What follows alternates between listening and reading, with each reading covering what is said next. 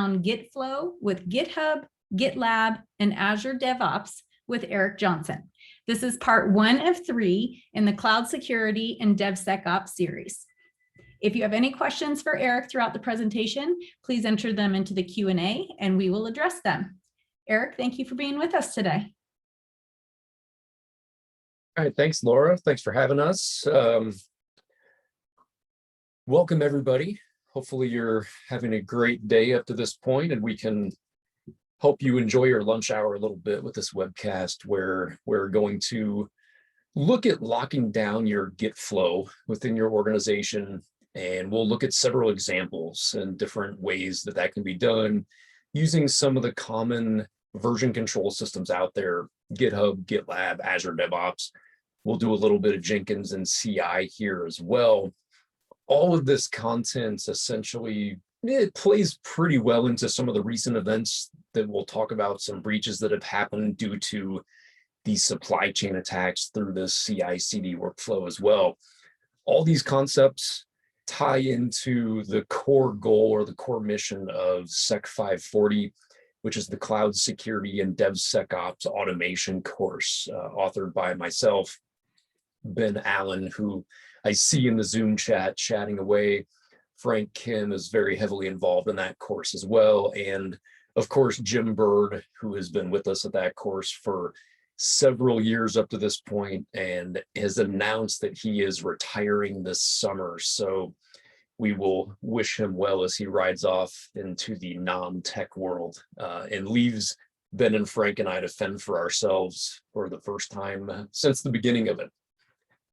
Upcoming runs, we've got actually a run starting on Monday. It's live online, so it's not too late to sign up for that. Greg Leonard is teaching that one.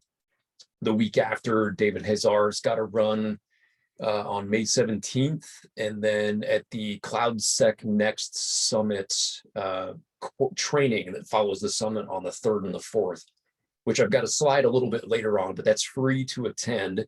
If you go look at the Cloud Sec Next page, you'll see that out there.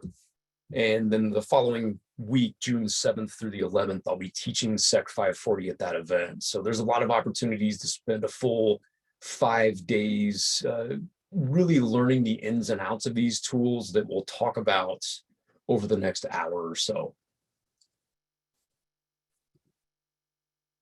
Quick intro, my handle is on here. Eric Johnson, as Laura mentioned, is my official title, is Principal Security Engineer. I've got a company I co-founded called Puma Security, where we spend quite a bit of our time working in the cloud on cloud automation, security automation, writing serverless functions for compliance, misconfiguration checking. We also have a static analysis engine that focuses more up at the application level in the .NET stack, looking for insecure coding patterns and really just building out security tooling and orchestration. That work is enough to keep me plenty busy, and a lot of the concepts that we run into on a day in and day out basis, I have worked with other authors such as Ben and also Brandon Evans to build out Sec 540 and Sec 510, or the core courses that I'm involved in with SANS. So my contact info is on the slide, ejohnson at Puma Security IO, at emjohn20 on Twitter if you want to interact on there. I don't spend a ton of time on Twitter. I'm more of a reader than a contributor, but I do jump on occasionally and post some cool cloud stuff whenever I see it come across. So the agenda for today, it's probably going to be about 60% slides, 40% demo, and just exploring some environments within a virtual machine that we use in Sec 540.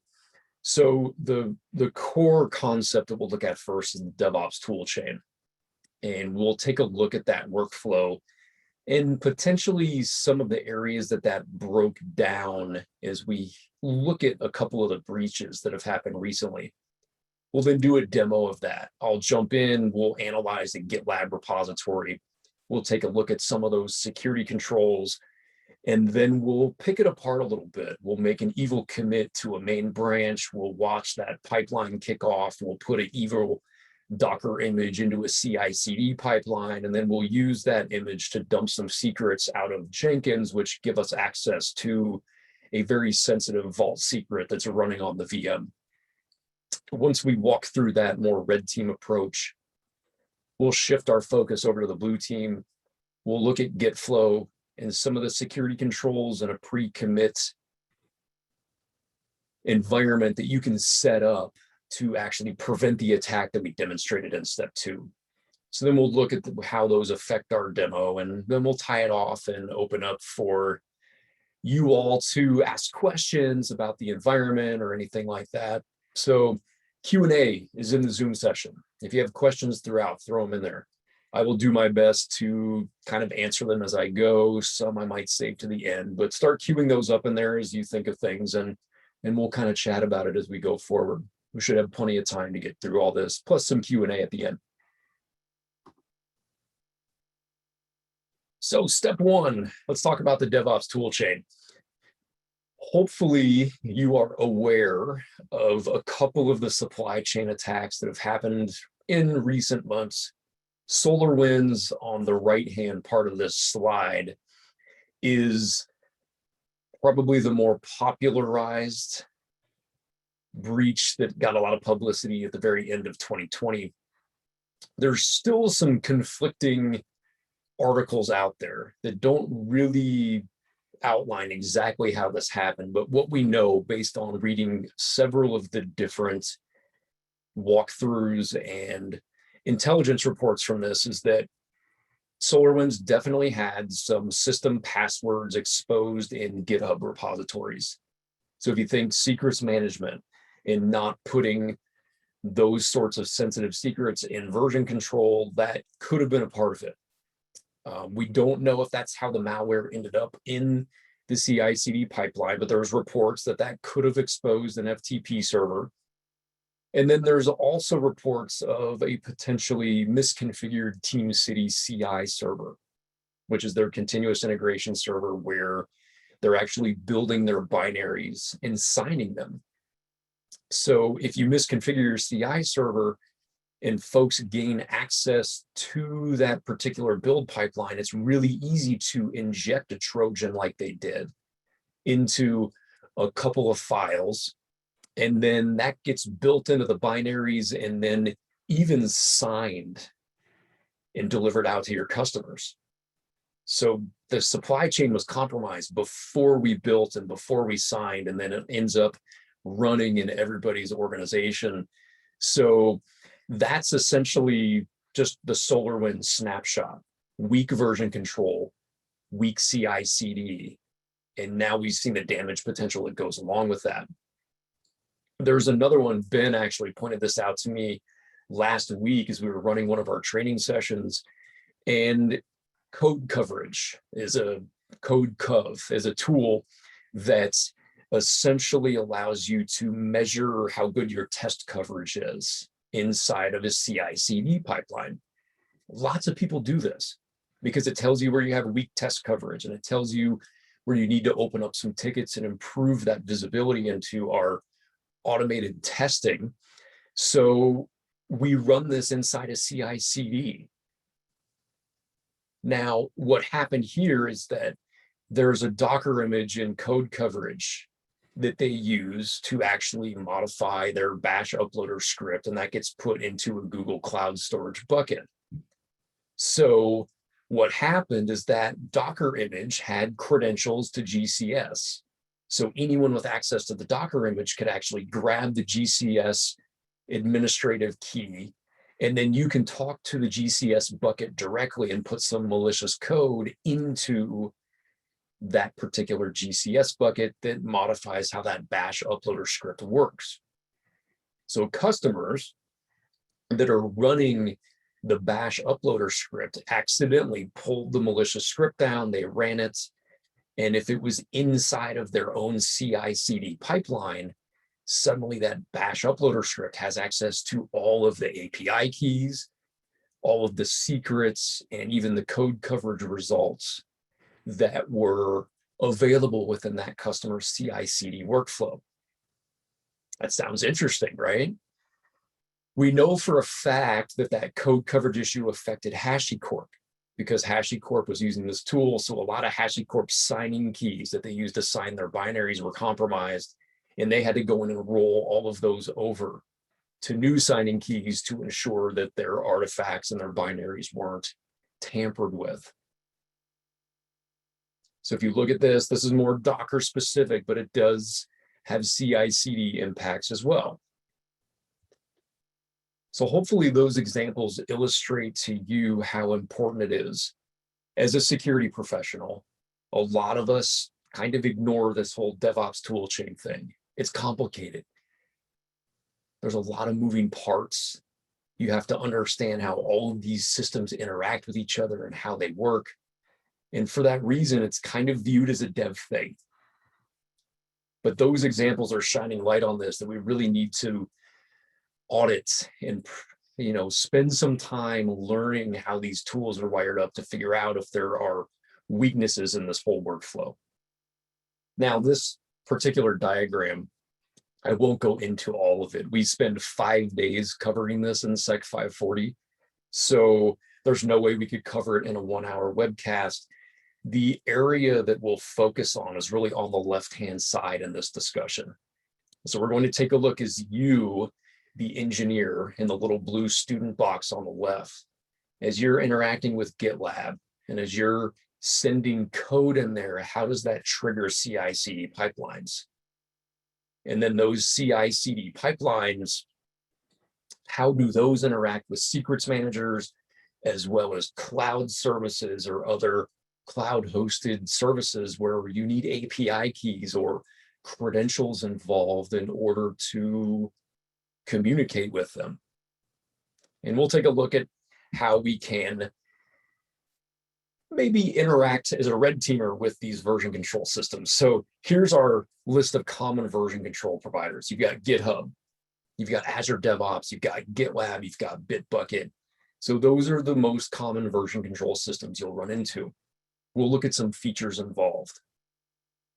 We're also going to take a look a little bit at some of the CI/CD, continuous integration, and continuous delivery capabilities inside of Code Pipeline, which is AWS.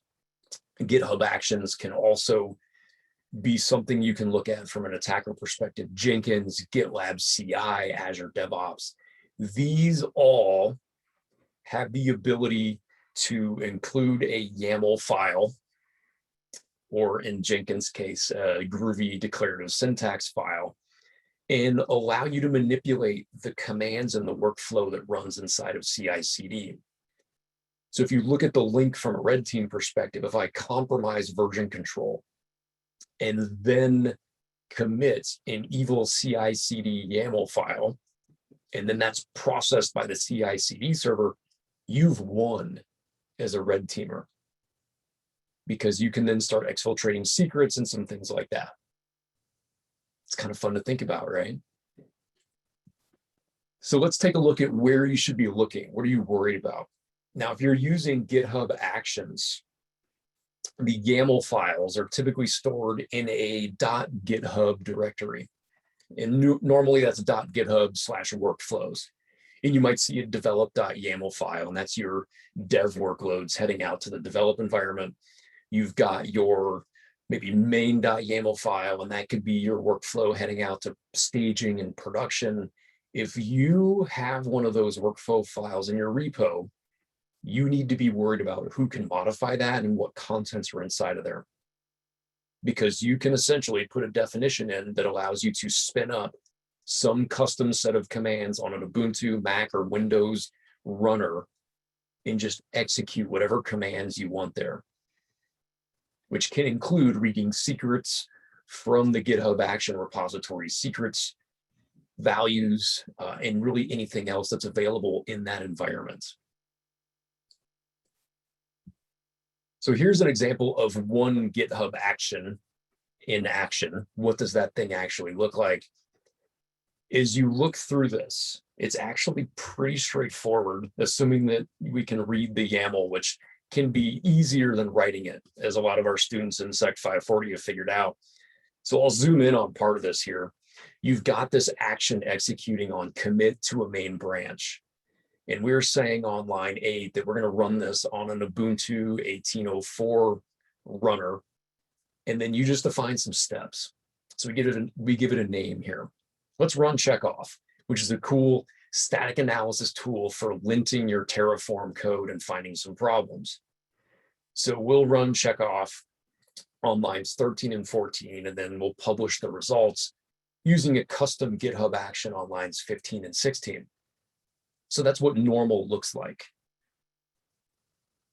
As you go through and look at what you could do from a red team perspective here, you can put in commands to steal source code, exfiltrate it off. You can modify source code similar to the SolarWinds breach, where you can actually go put a Trojan into some file and then hope that that gets bundled into a binary. We can try to exfiltrate secrets, et cetera, et cetera.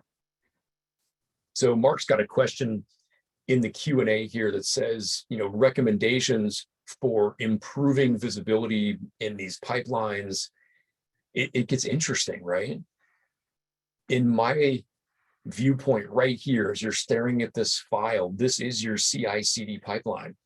So visibility is as simple as looking at every single change to this YAML and to this definition and making sure that you understand if that's normal or if that's something that shouldn't be there. So that's kind of step one, is watch your pipeline definitions in code as closely as possible to make sure that those aren't including malicious commands. GitLab CI/CD, very similar, more YAML for you. GitLab's -ci.yaml file is the same concept. Now, GitLab runs inside of Google Cloud, so you've got their runners are on GCE instances. And then you can go in and choose if you want a particular Docker image to be your location where your code starts executing. So you're going to be inside of a CoreOS, container optimized operating system running in a Docker engine. And all you do in your GitLab CI code is say, I want you to start, in this example, the HashiCorp Terraform image. And that container comes to life. And then your code, which we've got on the bottom of this, where we're going to say, let's change into some directory. Let's run Terraform init on 14 and 15. That's just going to run inside of that image. So in this scenario, when it's Docker based, this kind of moves us over to that code coverage vulnerability. And suddenly, what if you can put some YAML in here that uses some evil Docker image? Now you've got a bunch of malware inside of the build pipeline and access to all of the secrets and all the environment variables that have been set up for this thing. And you can start exfiltrating data. It's kind of scary when it's just sitting there in a version control repo. Jenkins, still the most widely used CI/CD server on the planet, even with all these nifty cloud hosted and cloud native options. Jenkins brings on a whole separate set of responsibilities. Instead of us outsourcing that responsibility to GitHub or GitLab and saying, hey, run whatever's in this YAML definition, Jenkins brings on, I need a server running 24/7. And I now need to install a bunch of plugins that are written by other open source project maintainers. And those plugins have vulnerabilities that come along with them. So if you want to talk supply chain, think of the SolarWinds breach. The CI/CD pipeline is built on top of Jenkins, which is a supply chain issue, plus a bunch of plugins, which are in number of supply chain issues before you get to the point where you're building your application that is itself a supply chain issue. So there is a lot of interesting complexities involved when you bring in something like Jenkins, and it's just some of the responsibility that you've got to take on. So circling back to Mark's question about improving visibility into your pipelines, this is more traditional network forensics, incident response, and things like that, because it's running inside of our data center. So we need to be looking for our CI/CD servers, making those odd command and control connections. We need to be looking at how files are getting pushed to those boxes, looking at, like file integrity monitoring, Mark asked as well, making sure that you've got your standard hardened images running these Jenkins boxes.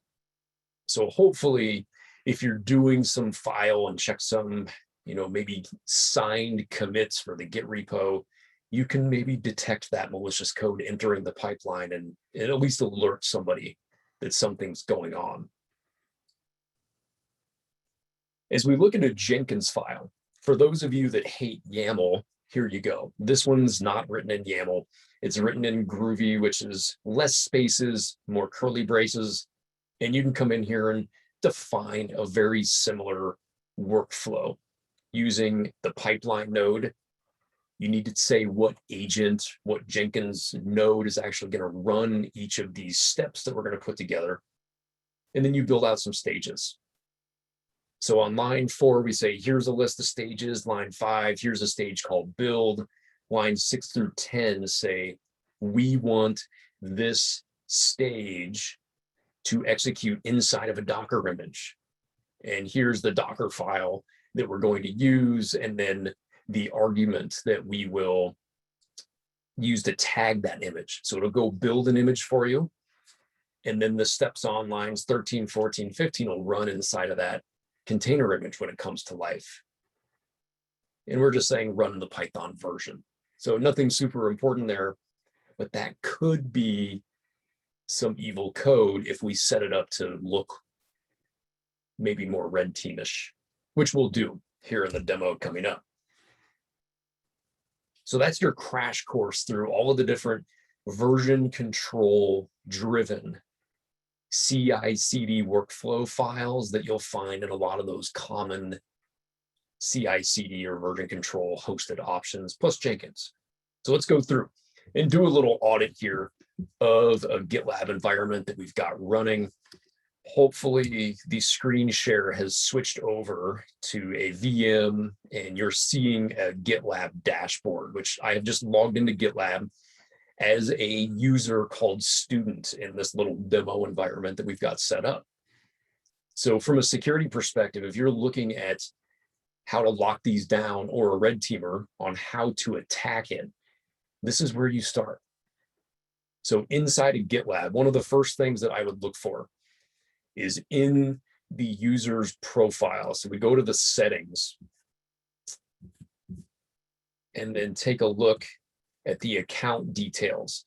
You'll notice something very interesting. And then everyone's kind of nodding their head, I'm hoping, saying, yeah, this is kind of InfoSec 101, which is turn on two-factor authentication. We don't have that on here. So simply by just phishing or even maybe brute forcing a weak password, we can compromise this user's version control login through the web UI, which then give us access to upload an SSH key that we know the private key to, and we've compromised version control. So that's one way that this could break down on us. As we look at, let me go to the SSH keys. This is where you would find that. And it's where you can see what normal looks like. So here's the normal SSH key for that user. And if you break in through, MFA where you phish the user, you just add another SSH key here and you now have access to all the repos that this student user has access to. Alternatively, you could just steal their SSH key and you don't need to compromise their password. So we'll take a look at where that is here in a moment. Some other things that are worth looking at is you look at an individual repository. Let's go to this repo called DM DevOps, which we're going to break here in a moment. As you look at the repository configuration, so let's go to the settings and go to the repository. Another key feature that you're looking for as far as version control and maybe compromising it are protected branches. As you expand the protected branches, and take a look in here, you'll notice this big block here that says, hey, Eric, currently there are no protected branches on this repository, which allow me as the attacker, let's assume I've got an SSH key now, I can push code to a branch that's triggering a CI/CD pipeline. So that's your next pivot. How can I go from code file to CI/CD? And that particular integration is found on the integrations link, very conveniently named, right? And we scroll down to the integrations and we can see, oh, I've got a project hook here.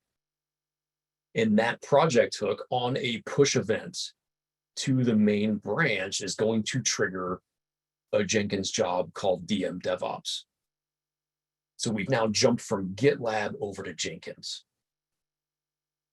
As we go look at Jenkins, here is that DM DevOps job. And I ran this ahead of time. You can see that pipeline sitting there all green because it takes a long time to build a bunch of Docker images. So at this point, our pivot is if we've gained access to the user's SSH key, we can jump in here and start looking at the Jenkins file and what we can do to compromise that CI/CD server that it's running on. So what we're setting up here is the example I showed you leading into the demo was let's build a normal little Python image is now, what if I add my own Docker file and I put it in this new directory called builder evil, which is going to create a whole new Docker image on this CI/CD server. And then I put some code in here that actually goes into Jenkins itself and uses the with credentials function to read a secret from the integrated Jenkins credentials area. Now, this requires some knowledge, and you might need to run some commands to list the credentials and then go get an individual value. So this might be a little more complex in the real world, but I'm just going to jump straight into let's dump a secret. That particular secret, hopefully you can tell by the name of it, is going to give us access to the HashiCorp Vault instance that's also available in this environment. So we can pivot now from version control to CI/CD to some ultra sensitive HashiCorp secrets manager. So all because we can modify this Jenkins file, which let's just go ahead and do that. So if I look at the git status of the repo, I need to run a couple of git add commands. We'll add the builder evil, we'll add the Jenkins file, and then do a git commits -m red team repo and commit this. The real control here is, can I push this to the main branch without anybody realizing it and kick off that CI/CD pipeline?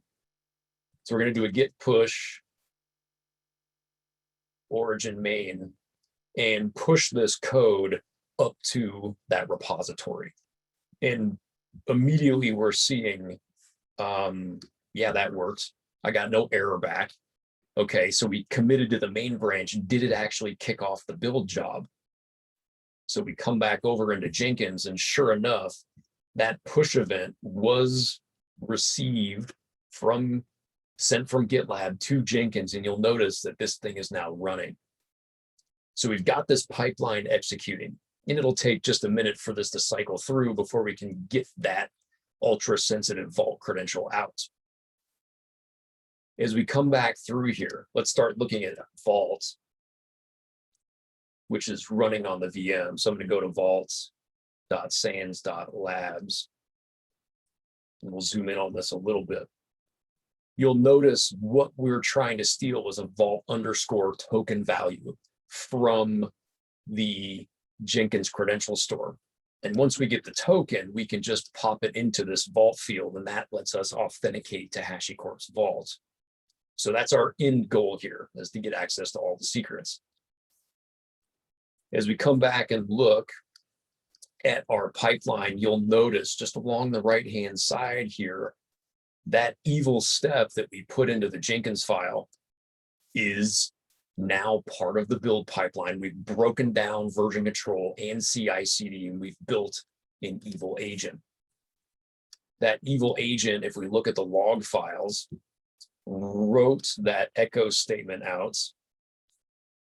And you'll notice we've got a value here. So it's kind of interesting. I didn't go into a ton of detail. We've got a value, but it's base 64 encoded. The reason that we had to do that, you'll notice we're echoing the vault token. Jenkins is pretty smart. It'll try to mask secrets as they might end up in log files. So by default, you get stars here. So that's why it's saying echo star, star, star, star. But Jenkins has got some limitations here. It doesn't know when you mutate or encode that value, and it'll give you the encoded value back. So what we've done is we've bypassed the Jenkins control and said, well, let's echo the base 64 encoded value out. All we need to do now is just echo that value back through base 64. Oops. -D. And we've got the original vault token. So at this point, we're profiting. We come back into the vault, we can paste in that token, and you'll notice, oh, there we are. We're signed into the vault as the CI/CD server, who happens to have access to a number of interesting secrets: AWS creds, Azure creds, GCP creds. Ben, for giggles, put IBM and Oracle in there, which we don't touch whatsoever. So there's lots of interesting information that we have pivoted to, and now we've got cloud compromise as a potential attack vector. Hopefully that example shows you how simple a very basic missing version control security option can be to turn into a more red team full out breach scenario. So that's the problem at hand that we're dealing with. In the last half of the discussion, let's pivot to some of those security controls that we can put in place to maybe prevent this a little bit. So it's all about GitFlow at this point. Version control security under the hood requires you to put in some controls to force a GitFlow process to happen that has security controls baked into it. So let's talk about GitFlow, and then we'll look at some of the Git hooks in peer review and code approval controls that we've got to make sure that I can't modify that Jenkins file and get it into the CI/CD pipeline without multiple people seeing and approving that. So here's what GitFlow, at least one flavor of it, could look like. And when I say GitFlow, what I'm really saying is that we shouldn't be committing to that main branch. That should be illegal or allowed or even blocked. And the reason is because if you can commit to the main branch, you can modify production with all these CI/CD pipelines. So what some of the providers, Atlassian has their version of GitFlow, GitHub has their version of GitFlow. There's lots of different styles here, and this is just one of them. So just because it's on this slide doesn't mean that I'm saying you have to do it this way. Find the right flow that works for you, and then use your version control security options to enforce it. In this example, we can prevent attackers from compromising that workflow, as I just showed you, by simply requiring branch protections on a main branch. And we'll get into that here in a moment, but what we're going to do is force all modifications to the main branch to come from a develop branch, which might have a lot more activity on it. In that develop branch, it's also protected. Its activity is going to be required to come from a feature branch. So the overall workflow, let's say I've got some awesome new feature. I'm going to add a new button to a page. I would go into version control and use Git to create a new feature branch called new button off of the develop branch, and I would do my work, change some stuff. And then I would do what is called a pull request. And I would open up this pull request and say, hey, Ben, I have my new button feature ready.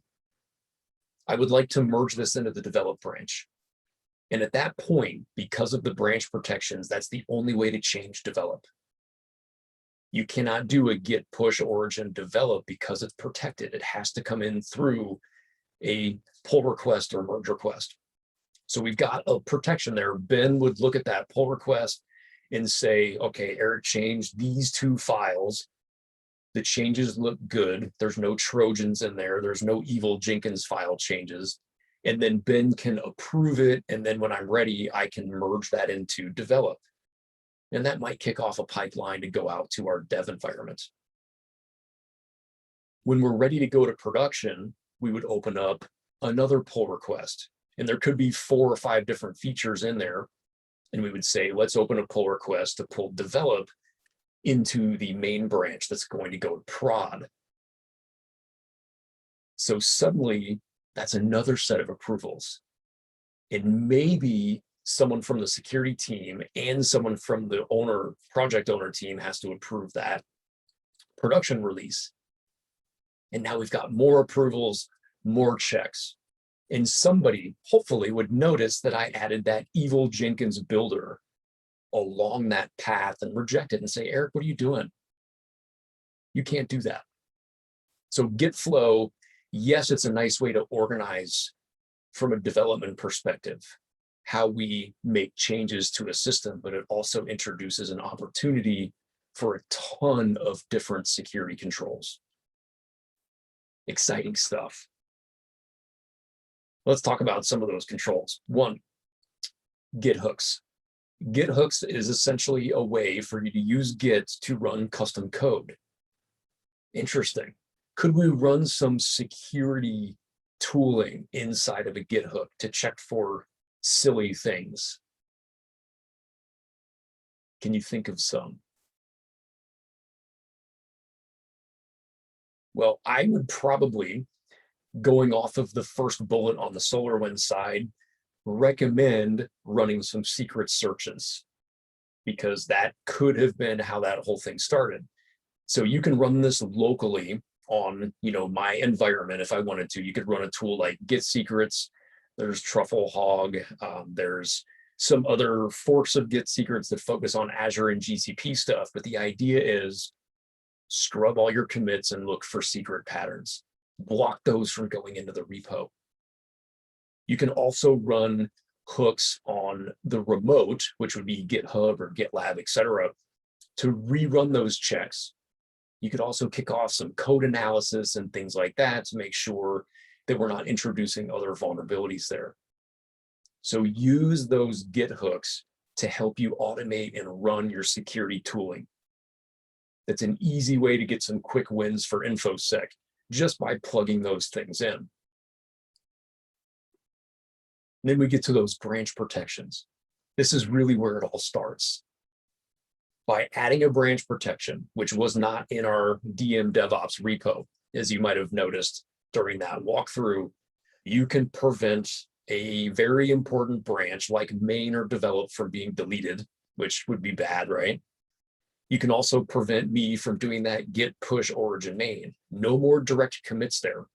It has to go through the pull request process, which introduces code review approvals. So if you look at GitHub, they're called branch protections. Okay, makes perfect sense. You go in, create a branch protection on main, and you get a bunch of options. So if you're looking at your version control systems, looking for security things, the first thing you want to do is go check out your branch protections. So we have main protected. You should see some of these boxes checked. Let's require pull request reviews before merging. Let's require the integrated status checks, like have I gone in and maybe taken some training? You can actually integrate contributor license agreements and things like that.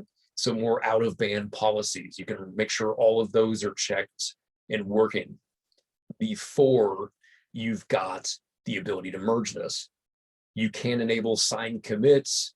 You can apply this to repo administrators, which is a very important checkbox to make sure your admins can't skip over this policy and push code directly into main. So that's how it works over on the GitHub side. In GitLab, very similar, yet much more simple. There's less boxes to check. In GitLab, you pick your branch and you say, who's allowed to actually merge this? And normally that's kind of that top level maintainers group. And then who's allowed to push directly to this protected branch? And you just pick no one. In GitLab, most of the granular controls are baked into a code owner's feature, which we'll talk about here in a couple slides. So we'll circle back to that, I promise. In Azure DevOps, it's not called branch protections, so don't go looking for it. If you're in an Azure DevOps repo, you need to go look for a branch policy. And per branch, you can set a policy that goes through and says, here's how many reviewers have to approve all of these pull requests. We can stop requesters from approving their own changes. You can go in and make sure that if I push code after an approval that it requires reapproval, you can force all pull requests to be tied to a ticket. So you can actually enforce some of your more change control oriented workflows through pull requests as well. A really nice set of features inside of Azure DevOps too. This is what you're looking for. Branch protections 101, but it could have stopped that red team event that I just did in the first demo walkthrough. So that gives you your first level of approvals and code review that should find some of those basic misconfigurations as well as maybe Trojans, backdoors, etc. The next level here is where we go in and say, we actually need to get security approval on some of the files in this repo, which we would say those are high-risk code files. So high-risk code in this example, that Jenkins file, that's high-risk code. That's your CI/CD pipeline. Make sure that every change to that goes through multiple approvals. Code owners is how you can do that. So if you look at the code owner syntax, it's very similar to a git ignore file, except it's a code owner's file that sits in the root of that repository. And you can, in that file, go in and identify directories or individual files and say, these are the teams or groups that are designated as owners for this particular set of files. So what you can do is go in and add your Jenkins file and maybe any other high-risk code like crypto files or files you know that are being used for a security purpose to the code owner's file. In this example, line 10 is saying the account controller, that's login, log out, change password, all of those super sensitive authentication operations are owned by the security team. So if that file changes, someone on the security team has to approve the pull request before that can be merged. Notice on line 13, I'm actually putting multiple approvals on the code owner's file itself, because if the code owner's file is being used to enforce security controls, you probably should have restrictions on who can modify the code owner's file. Otherwise, I'll just go comment all the things out and then submit my merge request. So in this example on 13, we're saying we need multiple approvers. One has to be from the security team. The other one has to be from an administrator on the repo. So both of them have to approve all changes to the code owner's file. And you just go through and get that inventory built into your code owner's file, and you've got that extra level of protection on high-risk code changes. So in GitHub, the code owner's file is also nicely displayed at the top of every file. You know exactly who owns it and what approvals will be required if you go in and modify that file. In GitLab, it's a little bit different. And unfortunately, it does require a certain tiered version of GitLab in order to enable it. So in this example, I'm in a public GitLab repo where I have designated myself as the code owner on that account controller file. And you can see it says, hey, Eric's the code owner here. Eric will have to approve all changes to this, and that's how you can get modifications into it. But it's only in the premium tier or higher for private repositories. So unfortunately, in the demo I'm about to show you, that's on the community edition. I'll put a code owner's file in there and you can take a look at it, but we won't see this granular level of approvals in that community edition. On an Azure DevOps repo, again, don't look for code owners. It's all part of branch policies. So inside of the branch policy, there's an additional reviewers section that gives you the same level of controls for setting up code owners, except you say, here's the group. In this example, here's my security team. At least one of them has to approve the changes to the Jenkins file and anything in the crypto directory. Same concept, just a little bit different in how that's actually enforced or set up.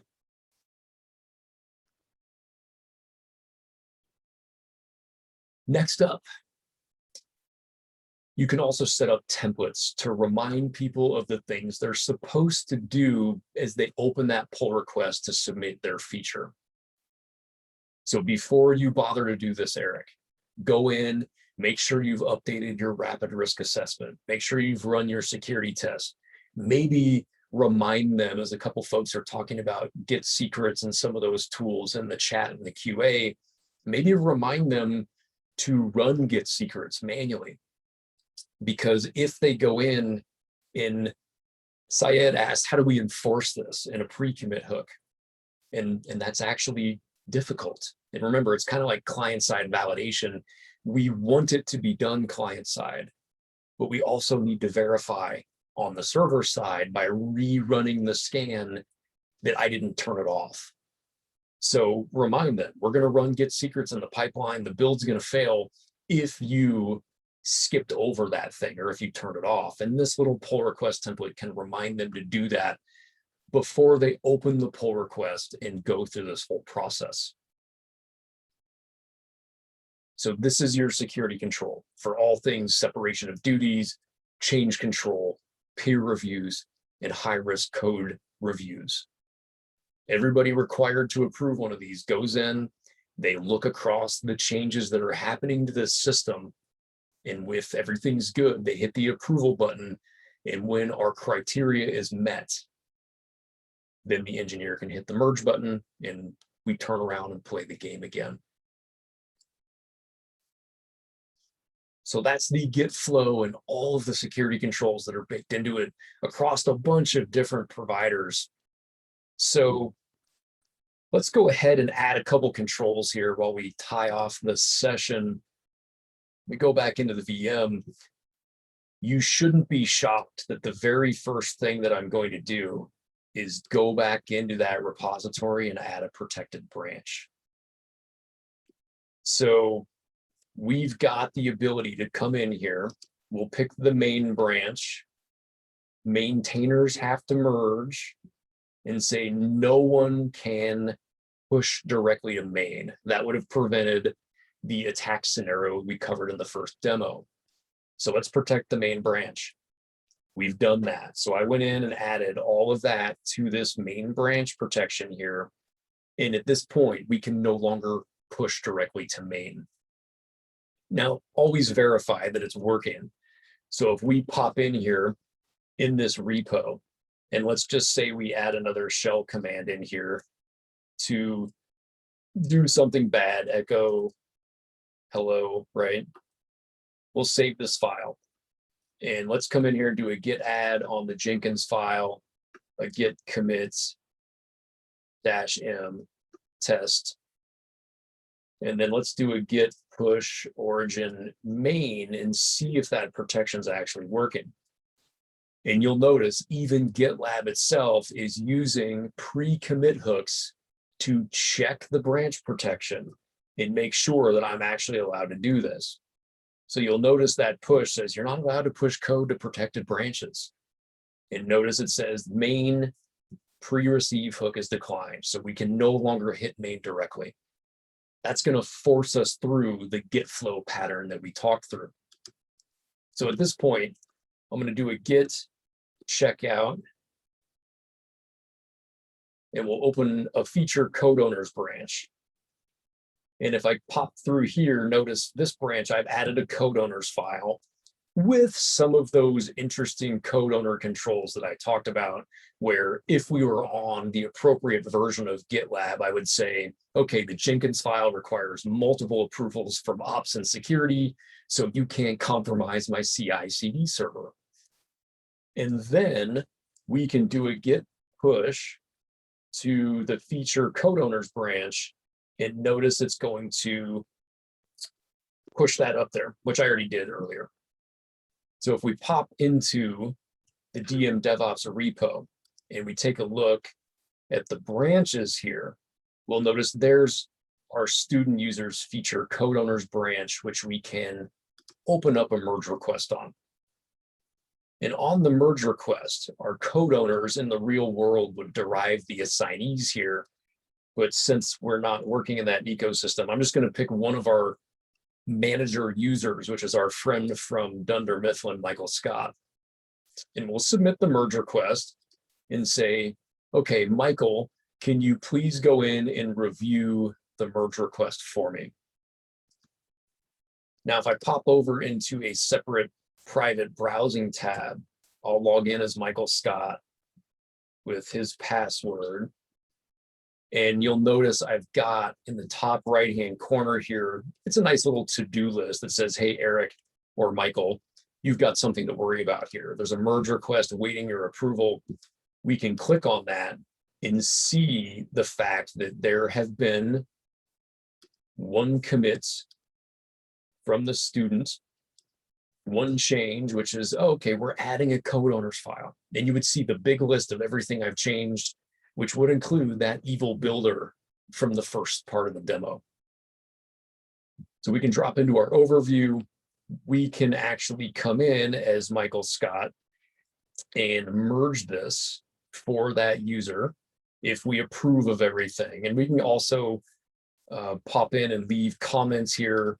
If you wanted to, you could say, hey, at student, you need to change this thing or whatever, and you can comment on that. So you can see a running history of all of the different changes that have taken place. We can come in and resolve the thread when they have made the changes to satisfy whatever our requirements were, and then we can hit that merge button. That merges that feature into main.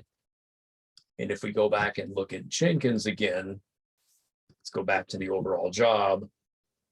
We'll notice we've got a new build pending or queuing up here with whatever those changes were. So that's the Git flow and how we can walk in to tackle some of those common version control security issues that have come up in recent months.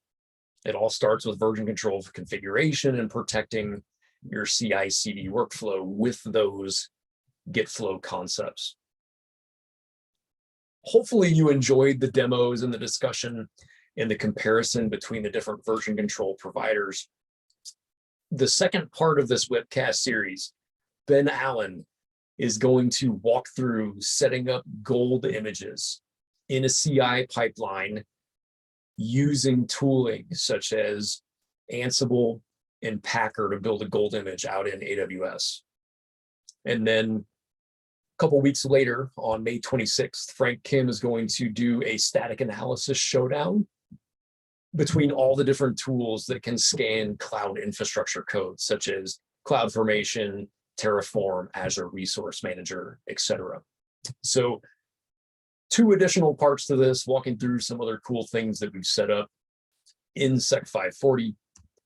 As I mentioned earlier, don't forget that the Cloud Sec Next Summit is completely free. It's completely virtual. You can go sign up for it today, and it's got 2 full days, and they are full days. We're starting on EMEA time. So I think one of the days I'll be online at about 4 a.m. Eastern time or something like that. And then we're going to run it all the way into the evening into Asia Pacific time. So 2 full days of cloud security speakers, tracks. We've got some panel stuff going on, and that'll be a lot of fun.